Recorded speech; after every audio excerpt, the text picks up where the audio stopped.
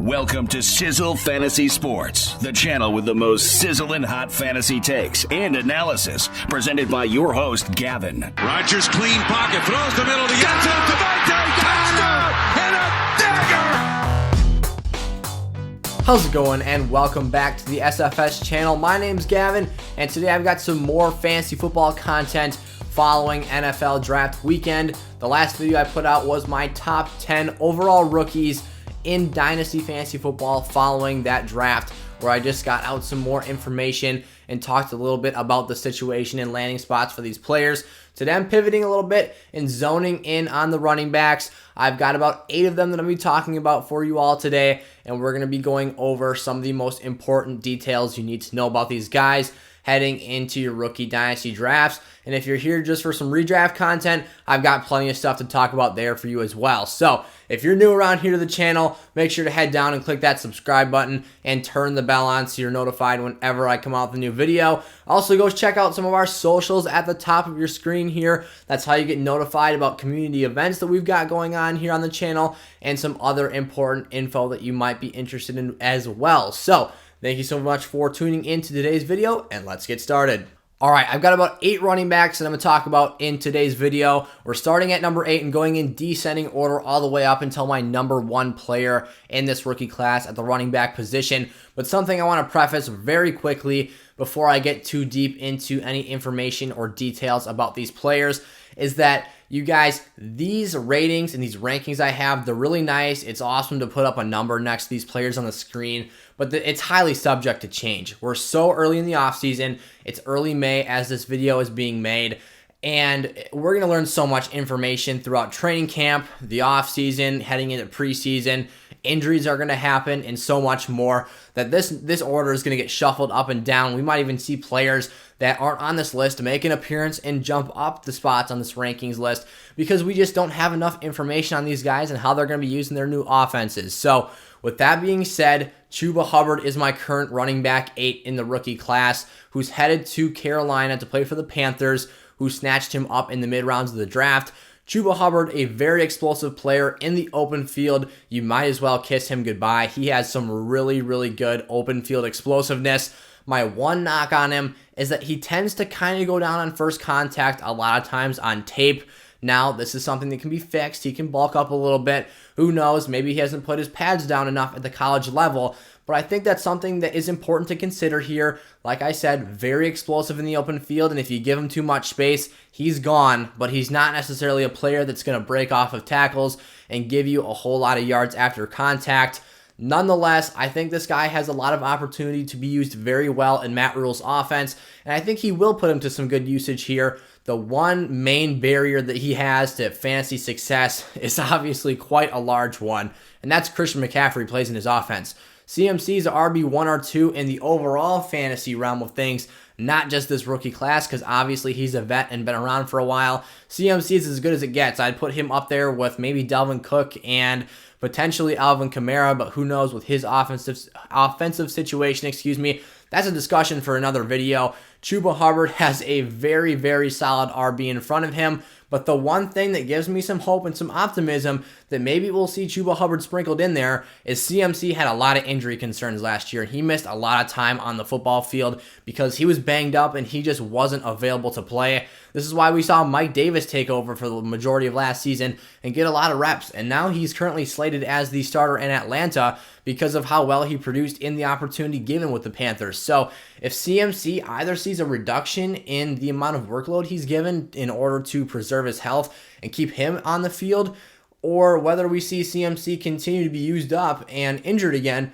Tuba is going to find himself on the field, I believe, at some time or another next season, and I'm really interested to see what he does. I said that explosiveness, his ability to make plays as a pass catcher, that's going to do very, very well for him here in this Matt Rule offense, and I think that he will ultimately have a couple of salvageable games in fantasy this season, and in the long term, he might be a nice player to have stashed away on dynasty benches as a mid-round pick at the running back position. Then at number 7, I've got Kenneth Gainwell, the running back who's headed to Philadelphia. He was a 4th round pick here. Obviously, just like CMC, probably not going to be a starter day one. He's got Miles Sanders in his backfield, who I think very highly of. Miles Sanders was one of my go-to guys in fantasy football last season, but he struggled with injuries, and that offense was honestly a disaster, so it didn't end up too well for him. But when he got the chance, he was very, very efficient and productive last season. Nonetheless, Kenneth Gainwell comes into Philadelphia as so much more than just a running back prospect. Kenneth Gainwell almost gives me kind of that Lynn Bowden vibe from a year ago, and he is obviously a part of the Miami Dolphins now. Is almost a running back wide receiver mesh. I don't necessarily know if it's quite as an extreme situation as what we saw from Lynn Bowden last season, where he almost completely transitioned to wide receiver, and he was a quarterback in college, so some very drastic changes made there. Nonetheless, Kenneth Gainwell is, you could compare him almost to an Antonio Gibson as well, as a guy who has played wide receiver and then transitions to running back. Kenneth Gainwell is not necessarily one or the other, but he plays both. Kenneth Gainwell will line up in the slot and he'll catch passes as a wide receiver, which I could very easily see implemented into his usage with the Eagles, because he's going to be a guy that is needed out there on the field. These guys are kind of depleted of talent, and we saw that because of how aggressively they targeted Devontae Smith by trading up to the 10th overall pick to select him, and they just need bodies out there that are capable of making plays. Gainwell is highly, highly elusive, very shifty, and I think he's a guy that's going to go out there and make plays in space. Another guy who, in terms of being a pure running back, probably not so much, and he's not going to be the starter day one over a guy like a Miles Sanders unless there's a major case of injury, but they've also got Boston Scott around there as well. So I would expect Kenneth Gainwell to come in and be a guy who definitely has plays drawn up for him and definitely will have a role in this offense. He's just probably not going to be a high volume guy and probably not see too many touches, at least early on. However, long term, if you're going to invest into him in maybe a third or fourth round rookie pick, I think it's very worth your while to go out there and snatch up an asset like Gainwell for your fantasy rosters, especially in leagues with some sort of a PPR setting. Then at number 6 here, this is one of my favorites. Ramondre Stevenson is my RB6 headed to the New England Patriots. There is a super high upside here for Ramondre Stevenson, in my opinion, but also quite a low floor. And I'm going to talk first off here, talking about that ceiling and just kind of praising who I think he could be as a player for this Pats offense. The height of what I see Ramondre Stevenson being able to accomplish in this offense is LeGarrette Blount. And if you haven't ever heard of LeGarrette Blount before, he was around just a few years earlier.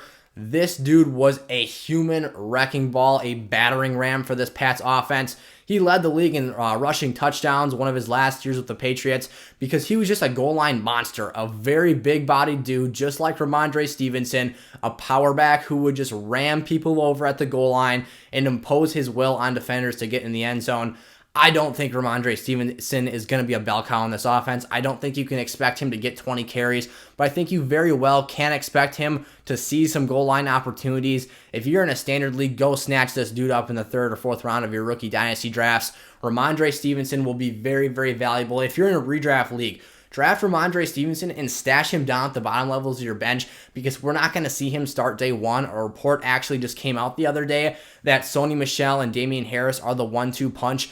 But listen, you guys, so the upside is great for Ramondre Stevenson, but the barriers to entry are quite high as well, like I just talked about, with that backfield being so crowded, and it has been for years. Bill Belichick loves keeping a slew of running backs with very differing strengths and traits at their disposal. Ramondre Stevenson's a guy who, if a couple of these dudes get hurt, which we've seen happen in the past, they've also got James White there as well to be the receiving down back. Ramondre could come in and for a couple weeks put up ridiculous numbers if he is able to find himself in a spot where he's the lone guy in that backfield and get all the touches.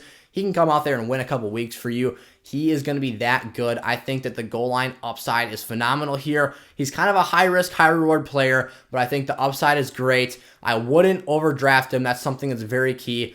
Don't overdraft these players just because of what they could be. You would love to get guys on the top end of this list, but it's going to be a bit more difficult to get a hold of those players in any sort of a fantasy football league. Nonetheless, this is just kind of the high end and low end that I see for some of these players. Then at number 5, another player I loved in college, Trey Sermon is my RB5 heading to the 49ers.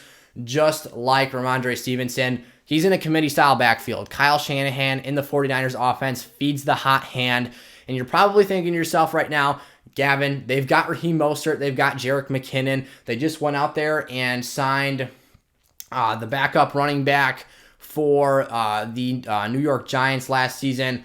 I'm drawing a blank right here on his name. I loved using him in fantasy last year, though. He was a running back out of Clemson. Nonetheless, Trey Sermon comes in here as a guy who is explosive in the backfield. Wayne Gallman, there you go. Sorry, I was drawing a blank there. Wayne Gallman is another 49er in this backfield. Nonetheless, though, Trey Sermon here is a third-round pick for the 49ers. I think he comes out here out of Ohio State. He was a transfer from Oklahoma. He's going to be a guy who can be incredibly explosive. He's also got the ability to put his shoulder down and run through defenders. One thing that we saw on display from Trey Sermon in the college football playoff was he was hurdling over guys like crazy on a week-to-week basis and just showing off his pure athleticism. I think if Trey Sermon has the opportunity to have a lot of touches in this 49ers backfield, he's going to be able to do a lot with them.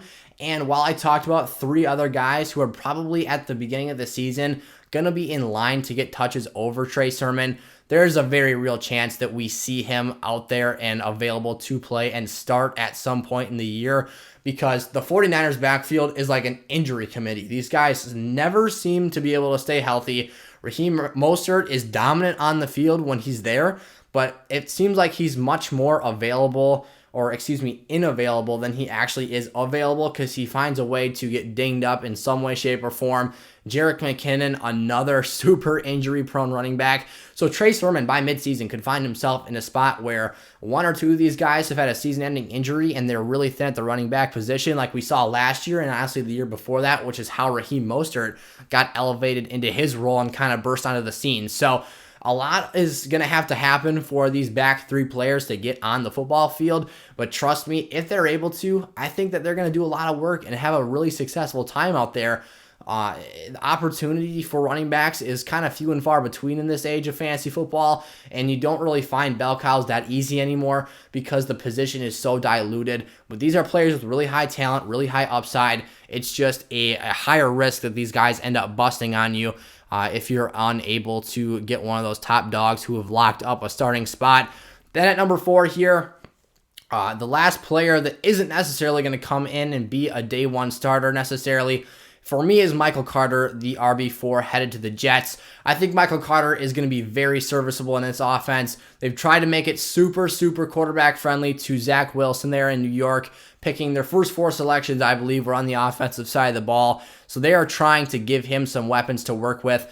Tevin Coleman, who he brought with him, Robert Saleh that is, from San Francisco, he's got an RB1 there. That's probably going to be the day one starter. Tevin Coleman, though, has shown the fact that he, like all the other 49ers backs, is going to get banged up, and I would assume at some point miss some time. I don't necessarily know if that has such a huge impact on Michael Carter here. He's, to me, at least an RB2 or flex level play in PPR leagues, because what Michael Carter is really good at is being flashy and involved in the passing game, and in the open field, he is very explosive and elusive. So I think that we're going to see a lot of plays where Michael Carter lines up. He's a smaller guy. He's never going to be that bell cow type of a player just because of that size, in my opinion. But he's going to line up next to Zach Wilson, go up for screen passes, little swing routes, and he's going to be heavily involved in that phase of the game. I think he's going to have a nice reception workload that is going to keep him fantasy relevant enough for some players to go out there and target him, maybe in the late rounds of redraft leagues, and he will certainly, obviously being higher than these other guys on the list, have a role for dynasty teams as well. So I think that his quickness, his ability to catch the ball, as I stated, is going to serve him very well, and it's going to help him end up being a very viable PPR or half PPR play, but I wouldn't expect too high of a touchdown upside just because I don't know if he's big enough to handle the goal line work. And with that being said, we have reached the midway point of this video, so I'm going to talk to you guys really quick about something that Eric and I do here on SFS that gets you access to our best content and fantasy football analysis. So without further ado, we'll take it away and show you guys sizzlefantasy.com. If you're looking for more information on this year's NFL rookie class following the NFL draft, head over to sizzlefantasy.com where you can pre-order one of the 2021 draft kits, where you can get yourself hooked up with either the season-long or rookie dynasty bundle and get in-depth player profile and analysis on all of this year's rookies and veteran players. That's sizzlefantasy.com, and select the option that best fits your fantasy football needs. All right, there you have it, sizzlefantasy.com. Check out the draft guide collection that best suits your fantasy football needs. Join the family here, join the team, and be a part of what Eric and I do for you guys. We would love to have you around here and be able to get you the highest quality fantasy content that we are able to. So without further ado, let's jump right into the third running back for the rookie class of 2021. I've got Javonte Williams, the running back who was traded up for at the top of the second round by the Denver Broncos. Javonte Williams, simply put, I can't say enough good things about this guy. He is a 3-down back. He can play in the receiving game. He's physical and puts the shoulder down. He's also elusive as well, and what I've seen on tape from him is once he hits the edge off the tackle, if he's got a clean slate in front of him, he's gone. He's got just good enough speed where he's going to be able to outrun defenders, run over safeties and corners, and just elevate the level of physicality that we see on the football field. Now, there is a certain level of barrier to entry for Javonte Williams to get that 3-down role in Denver. Melvin Gordon is still under contract for one more season for the Denver Broncos. It's completely... there's certainly a chance out there that Javonte Williams doesn't realize the heights of his fantasy football success in year one here. So those of you players out there for dynasty football, you might have to be patient with him. And he's going to be the third running back taken off your fantasy boards. He's going to probably be a first-round pick if we're being entirely honest, because this is a running back with high draft capital invested into him, which is what we look for at the position to determine whether or not a team is telling us, are we really committed to this player? I think that Javonte Williams might have to wait a year, and that's fine, because we're going to see players like Jonathan Taylor, who didn't pop until the end of last season and wasn't really supposed to last year. Marlon Mack was going to get one more year of his deal, and then they were going to unleash Jonathan Taylor, but that week 1 Achilles tear in Marlon Mack's leg kind of accelerated that process, and we were able to see what he can do just a little bit earlier. So be patient with Javonte Williams if you're a dynasty player. Maybe I've talked about this with the last few guys here, but be patient in redraft leagues. You don't need to draft him early because he's not going to give you good return on investment early on in those redraft leagues unless something were to happen to Melvin Gordon. He gets injured. Maybe COVID's still around and he gets that. You never know. So Javonte Williams, be patient with him, but he's got really, really high upside. He is definitely in the tier 1B of these running backs, and he's a step above the rest of the guys in this list, but just below these next two players. And with that being said, my number 2 running back is Najee Harris, who was the first running back off the board on draft night, headed to the Pittsburgh Steelers. Najee Harris is an absolute perfect fit. If you could match up a perfect running back and scheme/culture fit for the Pittsburgh Steelers, it would be Najee Harris. I love Travis Etienne and his versatile skill set, but the physicality that Najee Harris brings to the table is exactly what Pittsburgh is looking for. These guys want to get back to running the football, back to playing physical offense, and back to being not one-dimensional on the offensive side of the ball. Last year was so bad for Pittsburgh because they could only pass, and Deontay Johnson on flat routes became the running game, the 2 and 3 yard plays upfield where he would just catch it and be instantly tackled. It was a brutal disaster. Najee Harris comes in here and is going to elevate this game. He's going to give the play-action attack back to Pittsburgh's offense, and he's going to be a guy who's utilized basically every play on the goal line. Maybe Benny Snell snatches 1 or 2 here or there, but I don't expect that to be too big of a concern.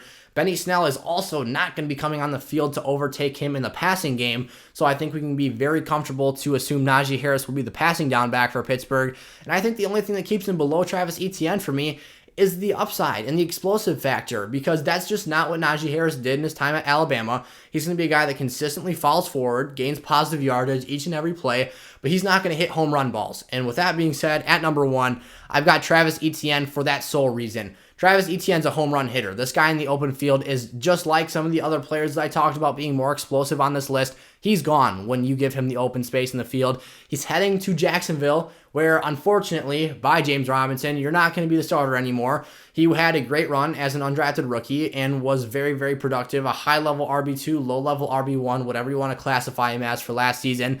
Travis Etienne's coming to town. We'll see you later, James Robinson. Maybe Travis misses a couple games here or there, and you pick him up off the waiver wire. But nonetheless, this guy's going to be involved in the passing game. He's going to catch a lot of balls from Trevor Lawrence. He's already got that chemistry developed with him there as a member of the Jaguars. And that explosiveness is too good to overlook. This line is underrated. If they were able to give a guy like James Robinson, who ran one of the slowest 40-yard dashes of any starting running back last year, the ability to be that productive, imagine what a guy who is much, much, much more explosive than that, imagine what he can do there. So Travis Etienne is going to get to the second and third level of defenses routinely. He's going to catch a lot of passes, which is going to vault his ceiling way up in the air here for the rest of these guys. And he's going to be highly productive. I think a lot of us were shocked last season when Travis Etienne did not declare for the draft and decided to come back to Clemson for an extra year. And I think we're going to see the inverse of that play out here. He's going to be the far and away best running back in this draft class. And barring injury, I expect him to be even better than Najee Harris.